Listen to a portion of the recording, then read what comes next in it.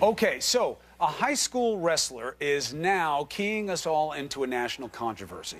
17-year-old Mac Beggs, a transgender boy forced to compete with girls in a wrestling championship because state policy requires athletes to compete in their birth category. So Mac won the Texas State girls wrestling title. Many now are questioning if the competition was fair. By the way, on both sides, because the transgender advocates say he should be wrestling against boys like he wants to.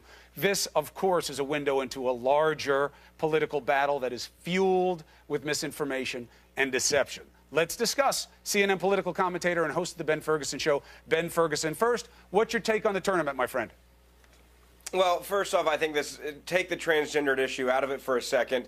If you are taking testosterone, which is a performance-enhancing drug in sports, you shouldn't be able to wrestle. And this gave a completely unfair advantage to this participant. You can talk about that whether you are in your age group or in your sex group that you are associated with. If you're taking something that's performance-enhancing, you're not a real champion. You cheated and you won. Now, the state has, I do think, some blame for this by having it where they're even allowing these testosterone to be used if they are prescribed by a doctor. That's where I think the big fix probably needs to come. The irony is that if there were acceptance, we wouldn't have had this issue because this kid would be wrestling against boys. But just so we know, and for those as you're learning about this issue. But even then, though, let me just so people know. Here's the thing. But hold on, Ben. Let's just clarify one thing.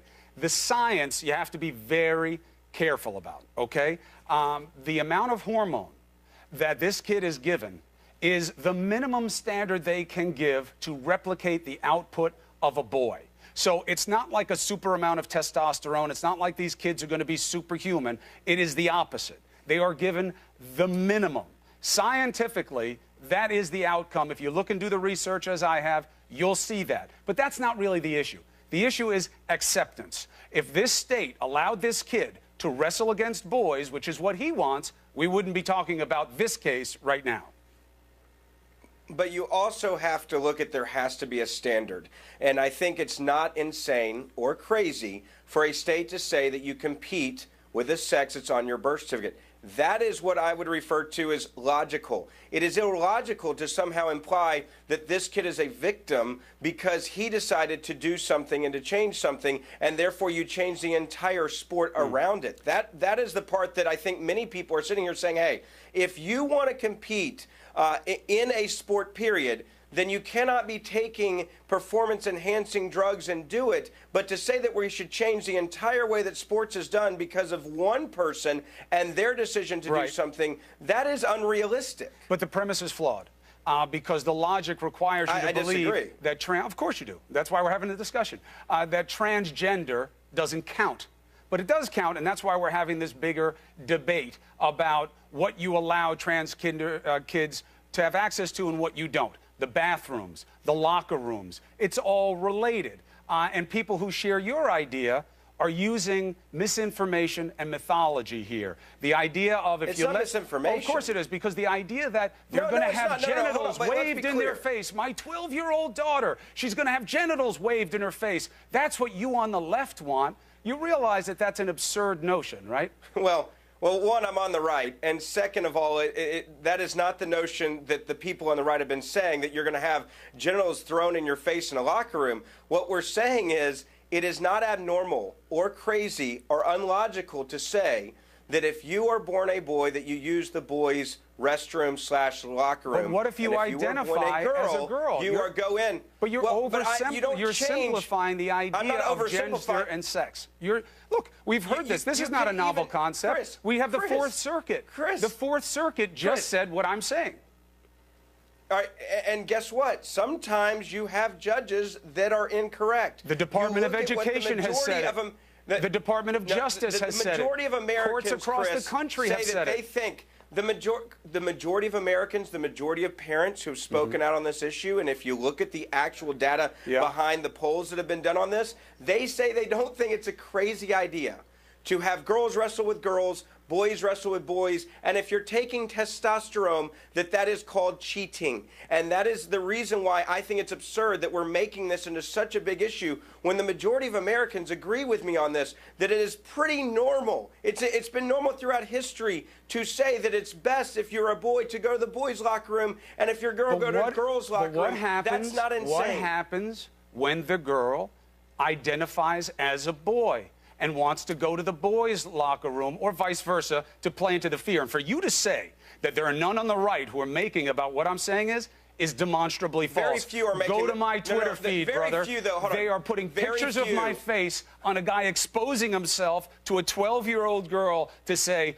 Cuomo's okay with this because he wants transgender people to have the right to go to the bathroom that they feel comfortable in. You're denying that. If your argument, Chris, if your argument is trolls on Twitter are the majority of Americans, that is insanity. Go look at my Twitter feed after this segment's over. We both should be able to agree there are crazies on the left and crazies on the right. No, and there's trolls out there in the world. Of course, that's what not I'm the saying majority is, of the Republican. Hold on, but that's not the majority of Republicans out there are not making the argument that you're implying that somehow that they're saying that people are walking into locker rooms and throwing around their genitals in people's face. That is not the argument of the majority of those that are conservatives like myself. I've never made that argument. That's a bad argument to be making here. The argument I'm making, to be very clear, is it is not insane. In fact, it's very rational, logical, and traditional to imply that you should have boys go to the boys' locker room, girls go to the girls' locker room, boys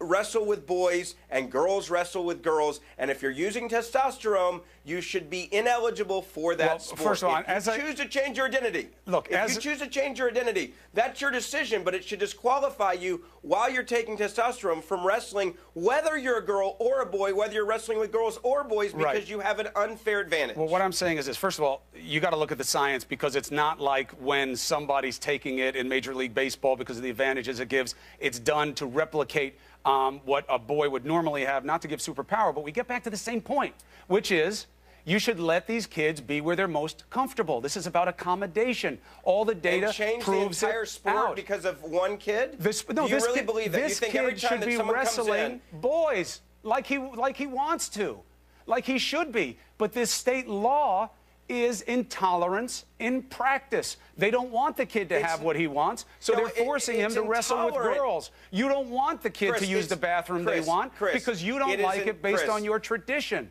I'm saying let the kids go where they want. Let the kids go where they want. It's intolerant to say. Yes. It's intolerant to say that the majority of people, when they think that boys should go to the boys' locker room, girls should go to the girls' locker room, somehow not even listening to their idea and saying that therefore I'm intolerant or they are intolerant.